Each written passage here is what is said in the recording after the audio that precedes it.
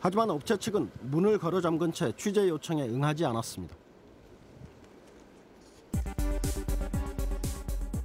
업체 측은 서면을 통해 모든 취재는 변호사 입회 하에 행해져야 하고 동의하지 않는 임의 취재는 수용하지 않을 것임을 밝혀왔습니다.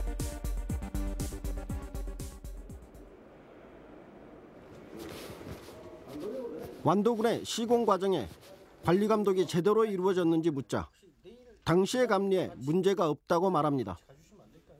감리를 완도군에서 의뢰를 한 겁니까? 하는 업체가 감리 업체를 선정하고 감리에 대해서 비용을 지불했을 거 아닙니까? 그렇게 해서 나온 결과를 군은 100% 신뢰를 했다. 네, 신뢰했습니다. 그럼 그 100%가 정말로 정확하게 감리가 이루어졌다라고 이야기할 수 있을까요? 저희들은 그렇게 지금 생각하고 있습니다. 그리고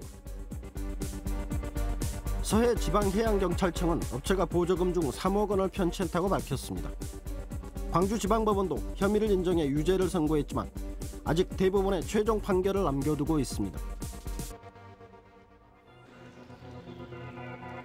현재 이 업체의 매출은 애초에 계획대로 달성되고 있을까?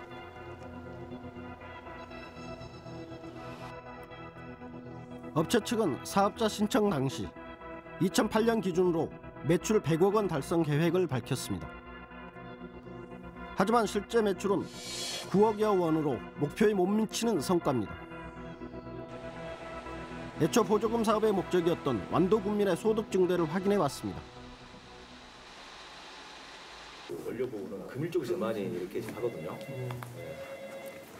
우리가 뭐 특이할 때도 원료 구입을 했던 업체들을 싹 한번 또 이렇게 조사했었어요. 제가 확인 정보해봐서 전화를 했어요. 그럼 다 완도 내에서 그렇습니다. 네, 맞습니다.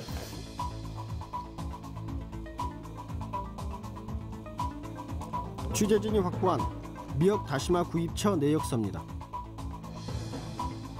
이곳에는 완도 이외의 타 지역에서 원료를 구입한 흔적이 여러 곳 발견됩니다.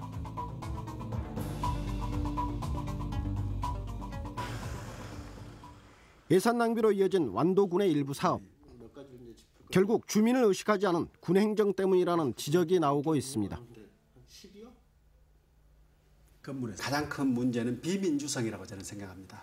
자기들이 내부에서 결정해가지고 내부에서만 추진을 하거든요. 대외비로 하고 정보 공개도 안 해주고 주민 참여도 안 시키고 그렇기 때문에 결국 시간이 지나고 나서 이제 사회 갈등으로 예산 낭비로 귀결하는 거죠.